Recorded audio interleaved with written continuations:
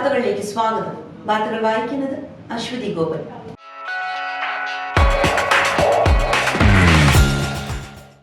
ഇന്ന് കർക്കിടകം 1, രാമായണ മാസാരംഭം. ഈ മാസം മിക്കവാറും എല്ലാ ഹിന്ദു വീടുകളിലും മാസത്തിലെ എല്ലാ ദിവസങ്ങളിലും രാമായണം വായിക്കുന്ന ഒരു ആചാരമുണ്ട്. വിഷ്ണുവിന് സമർപ്പിച്ചിരിക്കുന്ന മിക്കവാറും എല്ലാ ക്ഷേത്രങ്ങളിലും ഹിന്ദു സംഘടനകൾ ഈ ആചാരം നടത്തുന്നു. വലിയ മതപരമായ പ്രാധാന്യമുള്ള ഏറ്റവും മഹത്തായ ഹിന്ദു ഇതിഹാസങ്ങളിൽ ഒന്നാണ് രാമായണം. രാമായണ മാസത്തിൽ കർക്കിടക മാസത്തിന്റെ ആദ്യ ദിവസം മുതൽ രാമായണ പാരായണം ആരംഭിച്ച് അവസാന ദിവസം വരെ തുടരും. കർക്കിടകം ഒരു ക്ഷാമമാസമായി കണക്കാക്കപ്പെടുന്നു. അതിനാൽ വിവാഹം, ഗൃഹപ്രവേശം, പുതിയ പദ്ധതികൾ ആരംഭിക്കൽ തുടങ്ങിയ ശുഭകരമായ ചടങ്ങുകൾക്ക് ഇത് പരിഗണിക്കപ്പെടുന്നില്ല. എന്നിരുന്നാലും ചികിത്സകൾ, തീർത്ഥാടനം, ആരാധന എന്നിവയ്ക്ക് ഈ മാസം അനുയോജ്യമാണ്. ഹൈപ്പർ മാർക്കറ്റിൽ തീപിടുത്തം. ഇറാഖിൽ ഹൈപ്പർ മാർക്കറ്റിലുണ്ടായ തീപിടുത്തത്തിൽ 50 പേർ കൊല്ലപ്പെട്ടു. കിഴക്കൻ ഇറാഖിലെ അൽകുട്ട് നഗരത്തിലാണ് തീപിടുത്തം. സംഭവത്തിൽ നിരവധി പേർക്ക് പരിക്കേറ്റു. രക്ഷാപ്രവർത്തനം പുരോഗമിക്കുകയാണ്. മരണസംഖ്യ ഇനിയും ഉയരാനാണ് സാധ്യത. 5 നില കെട്ടിടത്തിലായിരുന്നു തീപിടുത്തം. തീപിടുത്തത്തിന്റെ കാരണം ഇതുവരെ വ്യക്തമായിട്ടില്ല. എന്നാൽ പ്രാഥമിക അന്വേഷണ റിപ്പോർട്ട് 2 ദിവസത്തിനുള്ളിൽ പുറത്തുവിടുമെന്ന് ഇറാൻ സ്റ്റേറ്റ് ന്യൂസ് ഏജൻസിയായ INA റിപ്പോർട്ട് ചെയ്തു. കെട്ടിട ഉടമയ്ക്കെതിരെ കേസ് ഫയൽ ചെയ്തിട്ടുണ്ടെന്ന് ഗവർണറെ ഉദ്ധരിച്ച് INA റിപ്പോർട്ട് ചെയ്തിട്ടുണ്ട്.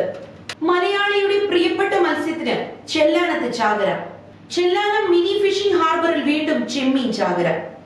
3 ആഴ്ചയായി ഹാർബറിൽ നിന്ന് കടലിൽ പോകുന്ന ഒട്ടുമിക്ക വള്ളങ്ങൾക്കും നത്തോലിക്കൊപ്പം വലിയ തോതിൽ പൂവാലൻ ചെമ്മീൻ കിട്ടുന്നതായി തൊഴിലാളികൾ പറയുന്നു. 1 കിലോഗ്രാം നത്തോലി 15 മുതൽ 30 രൂപ വരെ നിരക്കിലാണ് ഹാർബറിൽ വിറ്റുപോകുന്നത്.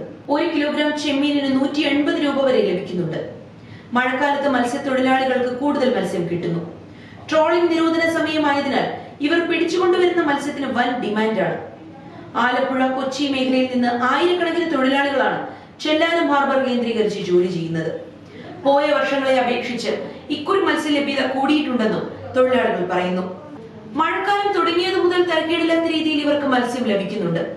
2 ആഴ്ച മുൻപാണ് ചെല്ലാനം തീരക്കടലിൽ നത്തോലി ചാകര എത്തിയത്. മൺസൂൺ സമയത്ത് വൻതോതിൽ ലഭിക്കുന്ന മത്സ്യമാണിതെങ്കിലും കുറച്ചു കാലമായി ലഭ്യത തീരെ കുറവായിരുന്നു. എന്നാൽ ഇക്കുറി എത്തിയ നത്തോലി ചാകര മത്സ്യമേഖലയ്ക്ക് ഉണർവുണ്ടാക്കിയിട്ടുണ്ട്. ടൺ കണക്കിന് നത്തോലിയാണ് കഴിഞ്ഞ ദിവസങ്ങളിൽ വിവിധ ഹാർബറുകളിൽ എത്തിയത്. കൊച്ചി മേഖലയിൽ ലഭിച്ച ഭൂരിഭാഗം നത്തോലിയും മത്സ്യത്തീറ്റ നിർമ്മാണ ഫാക്ടറിയിലേക്കാണ് പോയത്. ചെറിയൊരു ഭാഗം മാത്രമാണ് പൊതുമാർക്കറ്റുകളിൽ എത്തിയത്. BJP നേതാവിനെ അറസ്റ്റ് ചെയ്യാൻ സാധ്യത. തൊടുപുഴയിൽ വിദ്വേഷ പ്രസംഗം നടത്തിയ സംഭവത്തിൽ BJP നേതാവ് PC ജോർജിനെതിരെ കേസെടുക്കാൻ കോടതി ഉത്തരവ്.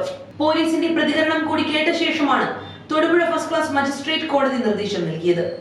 ഇതോടെ FIR രജിസ്റ്റർ ചെയ്ത് കേസെടുക്കുന്ന നടപടികളിലേക്ക് പോലീസ് കടക്കും. അടിയന്തരാവസ്ഥയുമായി ബന്ധപ്പെട്ട് സംഘടിപ്പിച്ച പരിപാടിയിലാണ് PC ജോർജ് തൊടുപുഴയിൽ വിവാദ പ്രസംഗം നടത്തിയത്. പ്രഥമ പ്രധാനമന്ത്രി മുസ്ലിം ആയിരുന്നു. അദ്ദേഹത്തിന്റെ പിതാവ് മുസ്ലിം ആയിരുന്നു.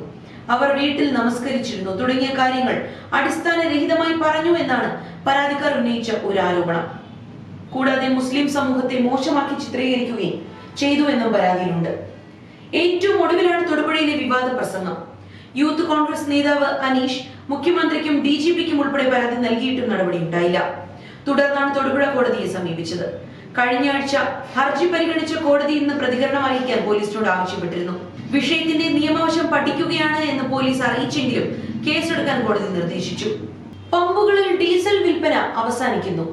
സംസ്ഥാനത്ത് ഡീസൽ വാഹനങ്ങളെ പിന്തള്ളി ഇലക്ട്രിക് വാഹനങ്ങളുടെ നിശബ്ദ കുതിപ്പ്. കഴിഞ്ഞ 2 വർഷത്തിനുള്ളിൽ ഈ വാഹനങ്ങളുടെ വിൽപ്പനയിൽ ഇരട്ടിയിലേറെ വർധനയുണ്ടായി. പെട്രോൾ വാഹനങ്ങൾക്കാണ് ഇപ്പോഴും വിപണിയിൽ ആധിപത്യം. ഈ ആധിപത്യത്തിന് അടുത്തൊന്നും കാര്യമായ ഇടിവ് സംഭവിക്കില്ലെന്നാണ് സാമ്പത്തിക സ്ഥിതിവിവരക്കണക്ക് വകുപ്പിന്റെ പഠന റിപ്പോർട്ട് സൂചന. 2023 അപേക്ഷിച്ച് കഴിഞ്ഞ വർഷം CNG വാഹനങ്ങളുടെ വിപണിയിൽ ഇടിവ് സംഭവിച്ചു. എഥനോൾ കലർന്ന ഇന്ധനം ഉപയോഗിക്കുന്ന 9 വാഹനങ്ങൾ കഴിഞ്ഞ വർഷം സംസ്ഥാനത്ത് രജിസ്റ്റർ ചെയ്തു. കായിക ലോകം. കാൾസനെ 39 നീക്കങ്ങളിൽ തറ പറ്റിച്ച് പ്രജ്ഞാനന്ദ. ലാസ് വേഗാസിൽ നടന്ന ഫ്രീ സ്റ്റൈൽ ചെസ് ഗ്രാൻഡ് സ്ലാമിൽ ബുധനാഴ്ച ലോക 1-ാം നമ്പർ താരം മാഗ്നസ് കാൾസനെ പരാജയപ്പെടുത്തി ഇന്ത്യയുടെ ഗ്രാൻഡ് മാസ്റ്റർ R പ്രജ്ഞാനന്ദ. വെറും 39 നീക്കങ്ങളിലൂടെയാണ് പ്രജ്ഞാനന്ദ കാൾസനെ തറ പറ്റിച്ചത്. 4-ാം റൗണ്ട് മത്സരത്തിലാണ് പ്രജ്ഞാനന്ദയുടെ വിജയം.